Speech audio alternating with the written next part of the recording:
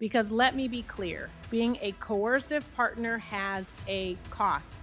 And this poster is worth 1,000 words. You do not get a Nobel Peace Prize by driving U.S. strategic partners into the arms of our adversaries. बिलाखिर कुछ देर से ही सही लेकिन एक रद्द-ए-अमल आया है। इस रद्द-ए-अमल में ये बयान आया है अमेरिका की ही एक महिला सांसद का और ये हमला सीधे सामने बिना किसी फिल्टर के डोनाल्ड ट्रंप पर। और जैसे ही उन्होंने मोदी पुतिन की तस्वीर उठाई पूरा हॉल सन्न हो गया। ट्रंप की बेइज्जती लाइव अमेरिकी संसद में। हर तरफ से खतरे की घंटियां नहीं घंटे बजने लगे। उसका अंदाजा इस बात से भी लगाया जा सकता है कि कुछ सनतकार अचानक मुतहरिक हुए हैं जिनकी एक्टिविटीज को भरपूर कवरेज भी दी जा रही है। दरअसल अमेरिकी संसद की house foreign affair south and central Asia sub committee की सुनवाई चल रही थी। पूरा मुद्दा था the US India strategic partnership securing a free and open Indo Pacific, यानी हिंद प्रशांत में अमेरिका भारत साझेदारी को मजबूत कैसे रखे। लेकिन इस सुनवाई में जो हुआ वो उस दिन की चर्चा नहीं रहा बल्कि ट्रंप की बेइज्जती सोशल मीडिया का सबसे वायरल पल बन गई। सबसे बड़ी जो हेडलाइन बनी 4 और 5 दिसंबर के करीब ये विजिट था। रशियन प्रेसिडेंट पुतिन आए इंडिया और ये तकरीबन 3-4 साल के तातुल के बाद ये विजिट हुआ। उससे पहले तो सालाना इनके समिट होते थे म्यूचुअल लिए गए। सबसे बड़ा सवाल जो इस विजिट के बाद सामने आता है वो ये कि इस विजिट से इन दोनों ने किस किस को क्या पैगाम दिया।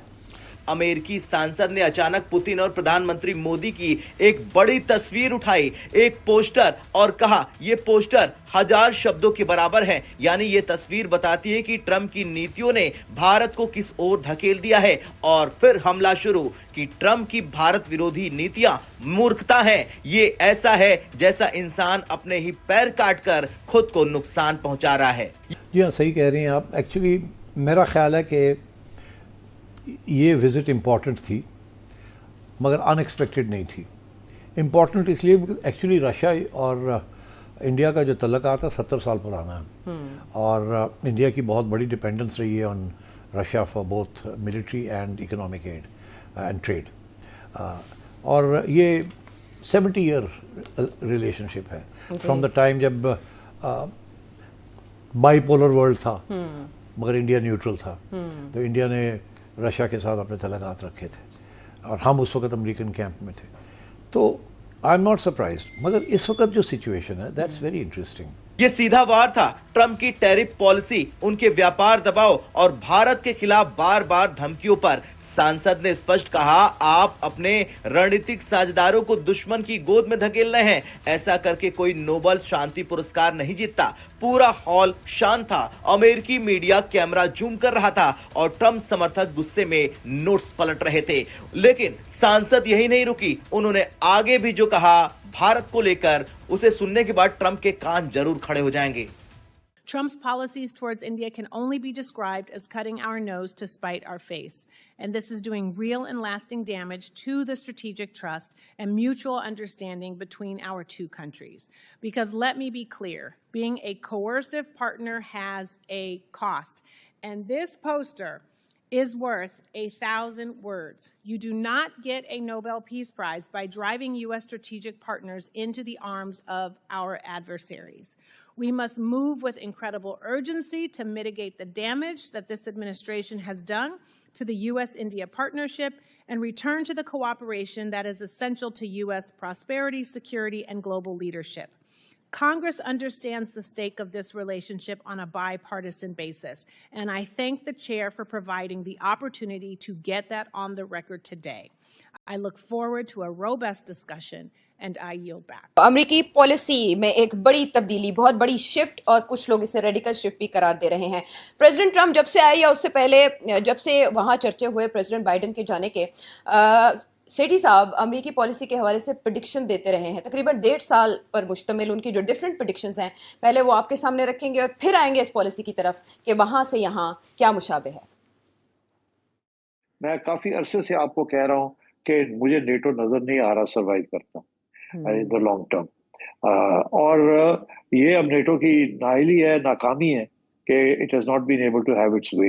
ही made it clear to the Europeans कि पहली बात तो है कि मैं आप बहुत पैसे दे रहा हूँ, आपकी डिफेंस के लिए, नेटो के लिए। एक तो ये है कि मैं इतने पैसे अब नहीं दे सकता। ये उसका ओवरऑल प्लान भी है ना कि एक्सपेंडिचर्स, फॉरेन एक्सपेंडिचर्स कम किए जाएं।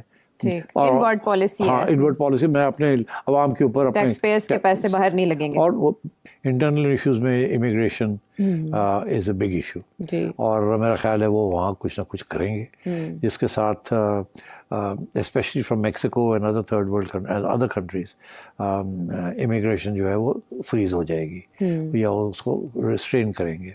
अमेरिका जो है वो चाइना को वैसे घेरना चाहता है।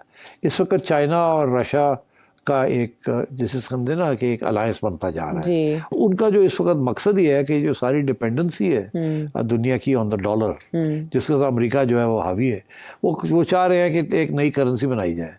अमेरिका ने, डोनाल्ड ट्रंप ने धमकियां देनी शुरू कर दी जी, कि अगर किसी ने ये नई करेंसी बनाने की कोशिश की तो फिर हम ये कर देंगे, हम वो कर देंगे। द ब्लॉक, इन्होंने 2-3 ब्लॉक बनाए हैं अमेरिकनों ने, जो अब डोनाल्ड ट्रंप आके और भी उनको मजबूत करेगा। एक तो जो ब्लॉक बना रहे थे ब्रिक्स वाले जी, वो अब ब्रिक्स वाला जो ब्लॉक है वो बढ़ता जा रहा है, और डोनाल्ड ट्रंप को बड़ी तकलीफ हो रही है कि ये तो चले 4 मुल्क थे, फिर 5 हुए, अब 13 हो गए या 14 हो गए, तो ये तो एक बड़ा अल्टरनेटिव ब्लॉक बनता जा रहा है away from the west. It's all South Asia and beyond, इस तरफ South East Asia and China, Russia. मेरा ख्याल है ये 2 मेजर इश्यूज होंगे फॉर डोनाल्ड ट्रंप, कि वो फोकस करेगा on China and on Europe. मैं समझ नमस्कार दोस्तों, जय हिंद। दोस्तों, अमेरिकी सांसद ने बैठकर ट्रम्प की ऐसी बेइज्जती की है वो जन्म भर याद रखेंगे। जी हाँ दोस्तों, जिस तरह से ट्रम्प के सांसद में बैठकर उनको एक तस्वीर के माध्यम से उन्हें बताया कि तुम्हारी फॉरेन पॉलिसी किस तरह से नाकाम साबित हुई है, जहां पर उनका कहना था कि जहां पर हम भारत को करीब ला रहे थे वहां पर तुमने भारत को अब दूर कर दिया है और अपने दुश्मनों के गोद में फेंक दिया है। जी हाँ दोस्तों, उन्होंने उस तस्वीर को साझा किया जिस तस्वीर को पीएम मोदी ने पुतिन के साथ बैठकर गाड़ी में तस्वीर ली थी, जिसे देखने के बाद सारी दुनिया में हलचल सी मच गई थी। और उस तस्वीर को जैसे ही उन्होंने दिखाया, पूरी संसद भवन में साइलेंस हो गए, सारे लोग चुपचाप देखते रह गए, और इसी को कहते हैं साइलेंट राजनीति। दोस्तों, वीडियो पसंद आए तो वीडियो को लाइक करें, शेयर करें और इस चैनल को सब्सक्राइब करें। कहता हूँ कि इस किस्म के इश्यूज इंटरनेशनली भी आ रहे हैं कि जो सिस्टम है इंटरनेशनल वो हिल रहा है।